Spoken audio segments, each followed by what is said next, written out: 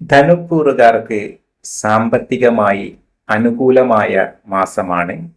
രണ്ടാം ഭാവത്തിലേക്ക് 3 ശുഭഗ്രഹങ്ങളുടെ ദൃഷ്ടി വളരെ അനുകൂലമാണ്.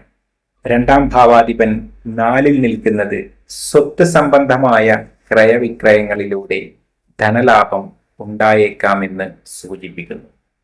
പൂർവിക സ്വത്തുമായി ബന്ധപ്പെട്ട ലാഭവും ഉണ്ടാകാം. കർമ്മമേഖലയിൽ അല്പം പ്രയാസമുള്ള കാലമാണ്. കർമാധിപന്റെ അഷ്ടമസ്ഥിതി കർമ്മമേഖലയിൽ താൽക്കാലിക പ്രയാസങ്ങൾ ഉണ്ടാക്കാം. നിങ്ങളുടെ ജാതകത്തിൽ പ്രതികൂല സമയമാണെങ്കിൽ കർമ്മമേഖലയിൽ ജാഗ്രതയോടെ ഇരിക്കേണ്ടതാണ്. Content creation, blogger, sales, business തുടങ്ങിയ മേഖലകളിൽ പ്രവർത്തിക്കുന്നവർ വളരെ ശ്രദ്ധിക്കേണ്ടതാണ്. ഇത്തരം മേഖലകളിൽ പ്രയാസങ്ങൾ വരാതിരിക്കുവാൻ വേണ്ട മുൻകരുതലുകൾ എടുക്കേണ്ടതാണ്. ആരോഗ്യപരമായും ധനുക്കൂറുകാർ വളരെ ശ്രദ്ധിക്കേണ്ടതാണ്.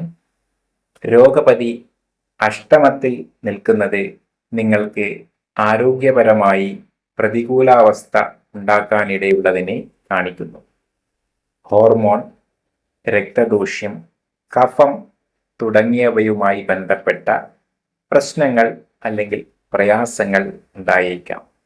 അതിനാൽ ദിനചര്യ, ഉറക്കം, വ്യായാമം എന്നിവ ചിട്ടപ്പെടുത്തിയെടുക്കുവാനും അത് നല്ല രീതിയിൽ നിലനിർത്തി പോകുവാനും വേണ്ട പ്ലാനുകൾ തയ്യാറാക്കുക. ദീർഘകാല അടിസ്ഥാനത്തിൽ ആരോഗ്യത്തിന് അത് വളരെയധികം ഗുണം ചെയ്യും. ബിസിനസ്സുമായി ബന്ധപ്പെട്ട് ധനുരാശിക്കാർക്ക് അത്ര അനുകൂല സമയമല്ല. 7-ാം ഭാവാധിപതി അഷ്ടമത്തിൽ ഗുരുവിനോട് ചേർന്ന് നിൽക്കുന്നത് ബിസിനസ്സിൽ അല്പം പ്രയാസങ്ങൾ ഉണ്ടാക്കാം. പുതിയ ബിസിനസ് ആരംഭിക്കുക, നിലവിലുള്ളതിനെ വികസിപ്പിക്കുക തുടങ്ങിയ വിഷയത്തിൽ വലിയ സാമ്പത്തികമായ റിസ്ക് ഉണ്ടെങ്കിൽ തീർച്ചയായും ശ്രദ്ധിക്കണം.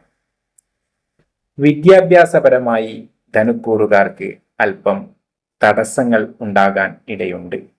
വിദേശത്ത് പഠിക്കുവാൻ ശ്രമം നടത്തുന്നവർക്ക് പ്രതിബന്ധങ്ങൾ ഉണ്ടാകാൻ സാധ്യതയുണ്ട്. നിങ്ങളുടെ ജാതകത്തിലും സമയം പ്രതികൂലമാണ് എങ്കിൽ വിദേശത്ത് പഠിക്കുവാൻ പോകുന്നതും അതിനുവേണ്ടി വലിയ തുകകൾ മുടക്കുന്നതും ശ്രദ്ധിച്ചു മാത്രം കൈകാര്യം ചെയ്യേണ്ടതാണ്. വിദ്യാഭ്യാസത്തിന് കോഴ്സുകൾ തിരഞ്ഞെടുക്കുമ്പോൾ നിങ്ങളുടെ അഭിരുചിക്കും നിങ്ങളുടെ സ്കിൽ വർദ്ധിപ്പിക്കുന്നതിനും ഉതകുന്ന രീതിയിൽ തീർച്ചയായും കോഴ്സുകൾ തിരഞ്ഞെടുക്കുവാൻ ശ്രദ്ധിക്കുക.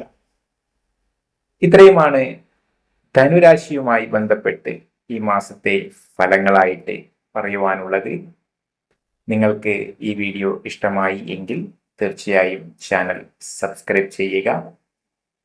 നിങ്ങളുടെ വിലയേറിയ അഭിപ്രായങ്ങൾ, നിർദ്ദേശങ്ങൾ, വിമർശനങ്ങൾ എല്ലാം തന്നെ കമന്റുകളായി താഴെ രേഖപ്പെടുത്തുവാനും മറക്കരുത്. ഏവർക്കും നല്ല ഒരു ജൂലൈ മാസം ആശംസിച്ചുകൊണ്ട് നിർത്തുന്നു. നന്ദി, നമസ്കാരം.